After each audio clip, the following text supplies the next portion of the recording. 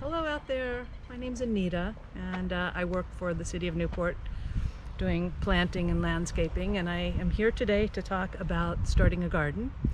So we're out here on this beautiful sunny day and I wanted to just give you guys the basics about how to get started.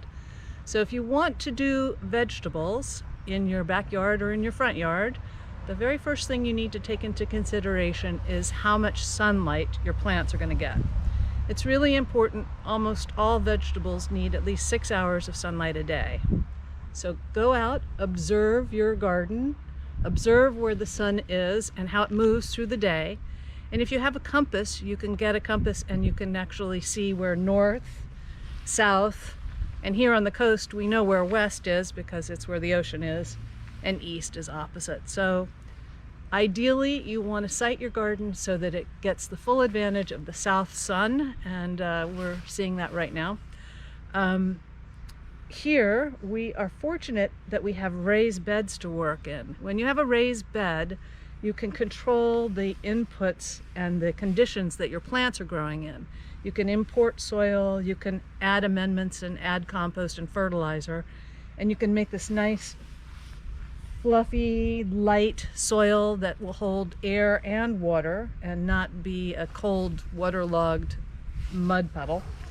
And you can do things like, if you have a problem with slugs or snails, you can get copper and put copper tape around the edge. That'll exclude the slugs, at least until the copper starts to tarnish and wear out. You can do things like cover your crops with clear plastic to add heat, which is an issue we have here on the coast where things tend to be fairly cool year-round. You can do floating row covers, which also are protection and will increase the temperature right around the plants. And you can also use a structure like this and cover it with netting if you have a problem with birds coming in. So those are all the advantages of planting in a raised bed, but you can, of course, plant in the ground, and that, of course, would require digging up the area that you're going to use, and you want to kind of think about how you're going to access it. So really not probably wider than 4 feet so that you can get at your garden from both sides. And you'll need to take out whatever existing plants are there. You'll want to look at your soil, and you'll want to probably amend it so that you've got something nice and workable to start your garden in. So now the next question is, when is a good time to start this garden? Most plants will not grow unless soil temperatures reach maybe the 50s or 60s. So you want to wait till the soil warms up, and if you're still getting a lot of heavy rains, it's not usually a good idea to work the soil. It will actually do damage to the soil if it's really waterlogged and you go out and dig. But we are coming into the perfect gardening weather now that it's April, and we can start thinking about where and what we're going to plant. The next consideration in terms of inputs, we've got light, soil, and water. So soil, you want to have soil that is going to hold some water but not be waterlogged.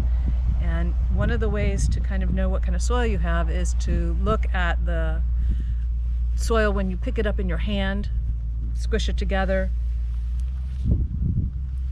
If it breaks apart really nicely like this does, then you have a nice loamy soil that's perfect for growing vegetables. Clay soil has the finest, smallest particles, and when you put clay soil in your hand and squish it together, it usually stays in a clump. Sandy soil, which is something that's going to be pretty common if you're near the beach, is a very large grain and has very little fertility. So if you're working with sandy soil, you need to bring in amendments and compost because it's not going to be fertile. If you have silty, loamy soil, you've got the best of all options. If you've got clay soil, you're going to be worrying about drainage, and you'll probably want to bring in organic matter and perhaps some drainage material, whether that's small lava rock or some sort of small gravel to get the soil to percolate better. That would be my suggestion. The other thing with soil is the soil's pH, which is its acidity or its alkalinity. The pH scale goes from 0 to 14. 7 is neutral. Most of the soils in the Pacific Northwest are slightly acidic. That is because we get so much rain here. The rain has washed away the base materials that would make soil more basic. Vegetables generally like to have their soil be just slightly acid, so usually we're good here. You don't necessarily need to have a soil test done, but it can give you a lot of information if you do. So that's soil pH and soil texture, which is the sandy, silty, clay. Those are the soil textures. Then there's topsoil, which is the layer of soil that's on top of the earth before either Mother Nature weathers it off, like in a mountain area, or a construction site is cleared by graders. So if you have good topsoil, you're going to be a happy gardener and a happy farmer. But if you don't, then you'll have to try and go about building that topsoil.